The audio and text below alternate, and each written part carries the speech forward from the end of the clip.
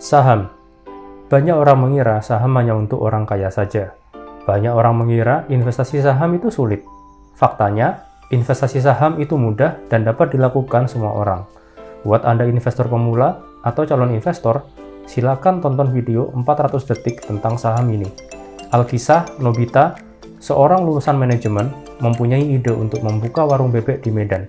Alasannya simpel, jarang sekali ada warung bebek di sana, apalagi yang enak seperti di Surabaya. Ditambah lagi, Nobita adalah arek Surabaya penggila makanan olahan bebek, dan menurutnya, potensi pasarnya lumayan. Mulailah Nobita bergerilya, mencari koki, tempat, sampai supplier bebek.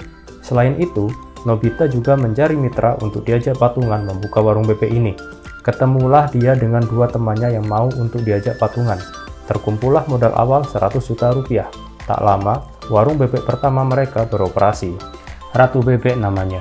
Pelan-pelan, warungnya semakin ramai. Keenakannya pun sempat viral di medsos. Nobita pun membuka warung kedua. Warung kedua juga ramai, sehingga membuat Nobita dan teman-temannya membuka cabang lagi. Selama 2 tahun, total sudah 15 warung Ratu Bebek dibuka di Medan dan sekitarnya. Nobita pun berencana membesarkan Ratu Bebek. Ratu Bebek resmi melakukan penawaran saham pertama atau IPO di Bursa Saham Indonesia dengan menawarkan 100 juta lembar saham seharga Rp1.000 per lembarnya. IPO tersebut disambut positif oleh masyarakat. Modal yang berhasil dihimpun hingga 100 miliar rupiah. Ratu Bebek resmi menjadi perusahaan terbuka. Bersama Nobita dan dua kawannya tadi, mereka yang membeli saham perdana Ratu Bebek resmi tercatat sebagai pemilik restoran. Selanjutnya, para pemilik saham tersebut bisa sewaktu-waktu menjual sahamnya kepada orang lain yang berminat, tentunya pada harga yang disepakati. Kalau harganya cocok, why not? Konsep kepemilikan perusahaan lewat kepemilikan saham pertama kali dicetuskan oleh perusahaan dagang asal Belanda VOC pada abad ke-17. Ya, VOC ini adalah VOC yang dulu pernah mengeksploitasi kekayaan Indonesia. Perusahaan ini diberi hak monopoli perdagangan di wilayah Nusantara oleh pemerintah Belanda. Komoditas utamanya waktu itu rempah-rempah dan budak. Uang yang diperoleh melalui IPO digunakan VOC untuk menambah armada kapalnya. Pada masa jayanya dulu, VOC tercatat memiliki armada yang terdiri dari 40 kapal perang, 150 kapal dagang, ribuan prajurit angkatan laut, dan banyak pegawai. Karena perusahaan terus berkembang, harga sahamnya pun ikut naik hingga pernah sampai 1.200% dari harga IPO-nya. Di Indonesia, 788 perusahaan tercatat sebagai perusahaan terbuka. Artinya, seluruh perusahaan tersebut bisa kita beli. Pasar saham memberi kesempatan kepada kita untuk dapat ikut menjadi owner perusahaan besar seperti perusahaan properti BSD, Mayora, TV One, hingga IndiHome yang kita pakai sehari-hari. Harga saham di Indonesia itu nggak mahal. Harga saham Unilever 4 ribuan, saham Indofood harganya 6 ribu, saham Bank BCA 7 ribuan rupiah, Alfamart malah dijual di harga 1.000-an rupiah. Di Indonesia, pembelian saham minimal 100 lembar, artinya dengan modal Rp700.000, Anda sudah bisa menjadi pemilik Bank BCA. Keuntungan dari investasi saham bisa didapat dari dua hal, dividen dan capital gain. Dividen adalah laba perusahaan yang dibagikan kepada para pemilik perusahaan.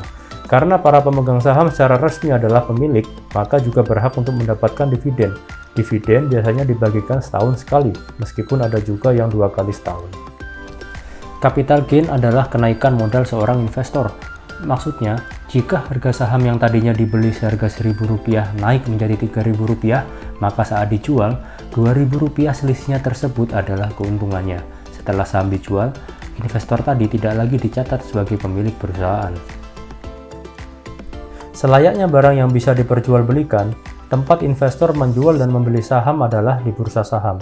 Di Indonesia namanya Bursa Efek Indonesia. Pasar saham Amerika ada banyak, diantaranya New York Stock Exchange, Nasdaq, dan lain-lain. Bursa saham Jepang namanya Tokyo Stock Exchange. Di Eropa, bursa saham terbesar adalah London Stock Exchange. Untuk bisa membeli saham, kita harus mendaftar untuk menjadi investor. Semua prosesnya online, siapkan KTP, NPWP, dan nomor rekening bank. Setelah disetujui, investor akan mendapat nomor identitas yang disebut SID. SID ini dikeluarkan oleh KSEI yang mengatur jalannya investasi surat berharga di Indonesia. Dalam bertransaksi saham, investor dibantu oleh perantara yang disebut broker. Zaman dulu, orang yang mau membeli saham harus menelepon broker. Begitu ramai suasananya. Saham yang berfungsi sebagai bukti kepemilikan pun berbentuk sertifikat. Zaman sekarang, semua dilakukan secara online. Broker masa kini berbentuk aplikasi yang bisa diakses di handphone masing-masing. Semua transaksi pun dilakukan secara paperless. Bukti kepemilikan saham yang dulunya sertifikat, sekarang hanya dicatat secara elektronik di KSEI, dan ini sah secara hukum, sesuai dengan Undang-Undang Nomor 8 Tahun 95 tentang Pasar Modal. Proses selanjutnya adalah membuka rekening investor yang disebut RDN, rekening dana nasabah. Membukanya di perusahaan sekuritas. Prosesnya pun online.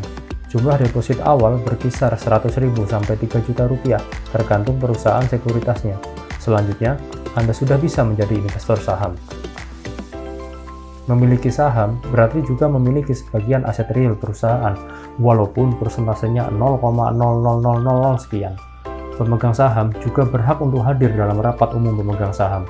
Terakhir, saham itu sangat liquid, gampang sekali diperjualbelikan, tidak seperti rumah yang susah untuk menjualnya. Meskipun demikian, ada juga risiko yang bisa ditemui oleh para investor saham. Yang pertama adalah tidak adanya dividen. Sebagai pemilik minoritas, tentunya kita tidak bisa menuntut manajemen untuk membagikan dividen. Kerugian kedua apabila terjadi capital loss, yaitu turunnya harga saham lebih rendah dari harga beli kita. Sebagai penutup, memiliki saham berarti ikut memiliki sebuah perusahaan. Berinvestasi saham sama saja dengan berinvestasi di sebuah bisnis yang produktif, seperti para investor ratu bebek tadi. Investasi saham itu mudah dan bisa dilakukan oleh semua orang. Saya Andromeda Ciptadi, terima kasih telah menonton.